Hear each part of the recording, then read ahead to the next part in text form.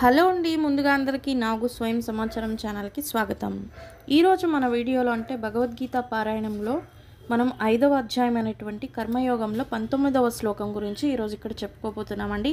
ఇదివరకు వీడియోలో 18వ శ్లోకం గురించి చెప్పుకున్నాం.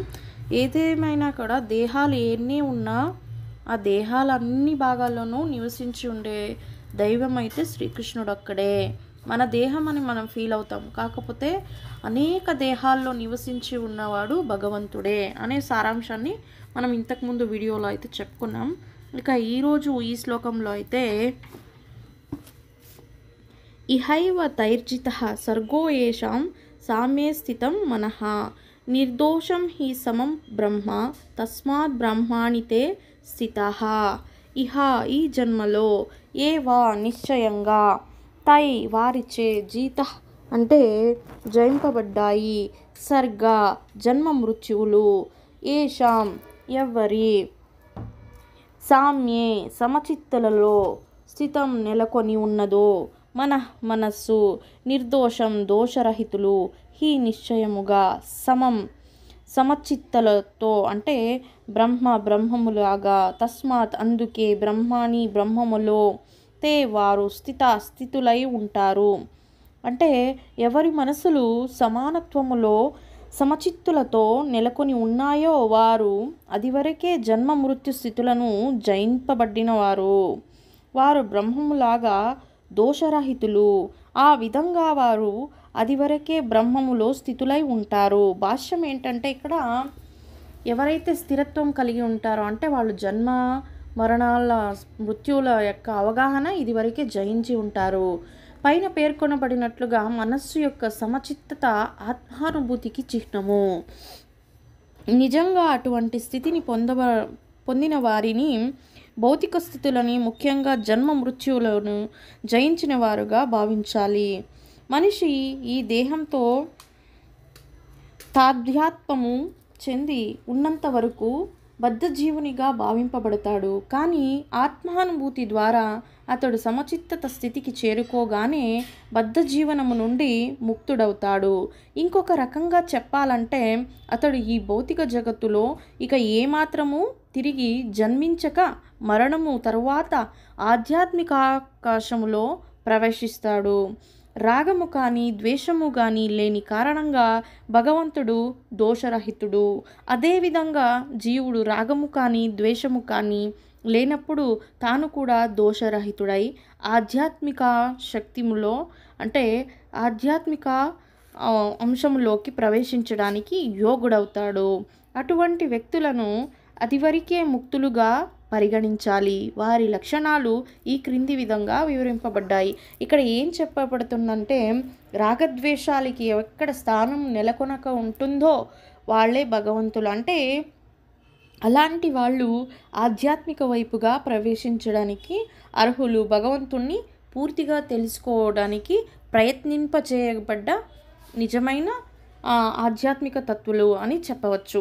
ఇక వాళ్ళనే ఈ విధంగా కూడా వాళ్ళలో ఉన్న లక్షణాలను ఏ విధంగా పేర్కొనబడ్డాయంటే ఇక 20వ శ్లోకంలో ఈ విధంగా చెప్పబడింది.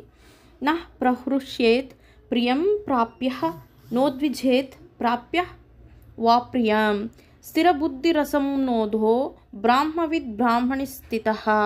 నః ప్రహృష్యేత్ అంటే ఉస్పాంగుడు, ప్రియమైనది, ప్రాప్య పొంది, నా ఉద్విజేత్ అంటే కలత చెందడు, ప్రాప్య పొంది, చ కూడా, అప్రియమైనది, స్థిరబుద్ధి ఆత్మబుద్ధి కలవాడు, అసంహూడ అంటే మోహరహితుడు, బ్రహ్మవిత్ బ్రహ్మమును చక్కగా తెలిసినవాడు, బ్రహ్మాణి బ్రహ్మములో స్థిత నెలకొని ఉంటాడు.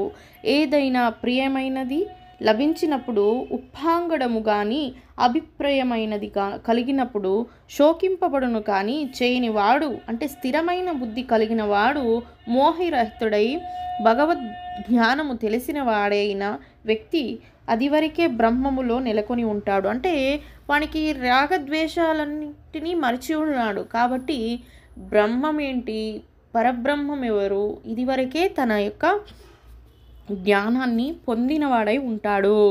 భాష్యము. ఆత్మదర్శి అయిన వ్యక్తి లక్షణాలు ఇక్కడ ఇవ్వబడినాయి. దేహమే అసలైన ఆత్మ అనే మిథ్యాతాత్మ్యంతో అతడు మోహితుడు కాకపోవడం మొదటి లక్షణం. తాను ఈ దేహం కాదని, దేవదేవుని విభక్తాంశమని అతనికి చక్కగా తెలుసు. అందుకే అతడు ఏదో పొందడంలో ఆనందించడు. అలాగే దేహానికి సంబంధించిన ఏదో కోల్పోయినప్పుడు శోకించడు. ఈ మనస్సు స్థిరమైతే ఈ స్థిరత్వమే స్థిరబుద్ధి అని పిలువబడుతుంది. అందుకే అతడు స్థూల దేహాన్ని ఆత్మగా పొరబడి మోహానికి లోను కాడు. అలాగే అతడు దేహాన్ని శాశ్వతమైనదిగా భావించడు. ఆత్మ ఉనికిని త్రోసినప్పుడు ఈ జ్ఞానమే అతనిని బ్రహ్మము, పరమాత్మ, భగవానుడనే పరతత్వ పూర్ణ విజ్ఞానాన్ని తెలుసుకునే స్థానానికి చేరుస్తుంది. ఆ విధంగా అతడు అన్ని విధాలుగా భగవంతునితో ఏకం కావడానికి మిథ్యగా ప్రయత్నించక తన సహజ స్థితిని చక్కగా తెలుసుకుంటాడు. ఇదే బ్రహ్మానుభూతి లేదా ఆత్మానుభూతి అని పిలువబడుతుంది.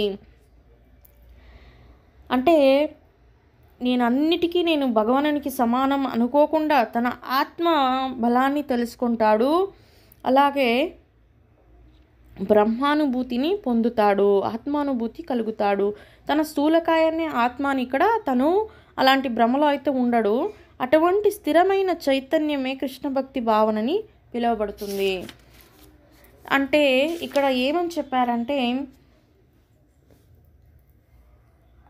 దేహమే అసలైన ఆత్మ అనే మిథ్య తాధ్యాత్మతో అతడు మోహితుడే కాడు. అంటే తన శరీరానికి ఏదైనా జరిగేసరికి శోకింపబడు, ఏడవడు.